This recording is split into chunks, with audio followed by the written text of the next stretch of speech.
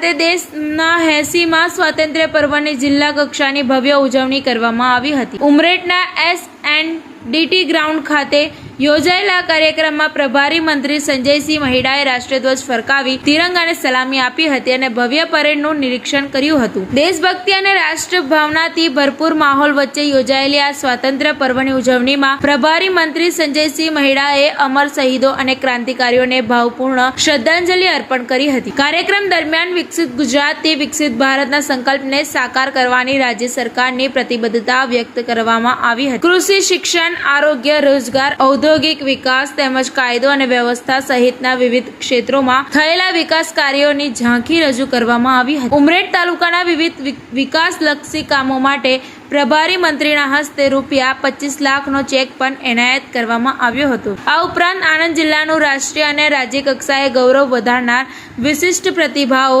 તેમજ કર્તવ્યનિષ્ઠ અધિકારીઓ અને કર્મચારીઓનું પ્રમાણપત્ર આપી સન્માન કરવામાં આવ્યું હતું। વિદ્યાર્થીઓ દ્વારા રજૂ કરવામાં આવેલા દેશભક્તિથી ઓતપ્રોત રંગારંગ સાંસ્કૃતિક કાર્યક્રમોએ ઉપસ્થિત સૌના મન મોહી લીધા હતા અને સમગ્ર SNDT ગ્રાઉન્ડ દેશભક્તિના રંગે રંગાઈ ગયું હતું। કાર્યક્રમના અંતે એક પેડ માં કે નામ અભિયાન અંતર્ગત પ્રભારી મંત્રી સહિત મહાનુભાવોના હસ્તે વૃક્ષારોપણ કરવામાં આવ્યું હતું। આ પ્રસંગે સાંસદ મિતેશભાઈ પટેલ, ઉમરેઠના ધારાસભ્ય કાર્યક્રમના અંતે એક પેડ માં કે નામ અભિયાન અંતર્ગત પ્રભારી મંત્રી સહિત મહાનુભાવોના હસ્તે વૃક્ષારોપણ કરવામાં આવ્યું હતું। આ પ્રસંગે સાંસદ મિતેશભાઈ પટેલ, ઉમરેઠના ધારાસભ્ય હર્ષદભાઈ પરમાર, જિલ્લા કલેક્ટર, જિલ્લા વિકાસ અધિકારી, જિલ્લા પોલીસ અધિક્ષક સહિતના અધિકારીઓ, પદાધિકારીઓ, શિક્ષકો, વિદ્યાર્થીઓ અને મોટી સંખ્યામાં નગરજનો ઉપસ્થિત રહ્યા હતા। ઉમરેઠમાં યોજાયેલી ભવ્ય ઉજવણી દરમિયાન રાષ્ટ્રભક્તિ, વિકાસ અને પર્યાવરણ સંરક્ષણનો સંદેશ આપવામાં આવ્યો હતો। TV18 ન્યૂઝ નેટવર્ક સાથે રિપોર્ટર બસર મલિક, આણંદ।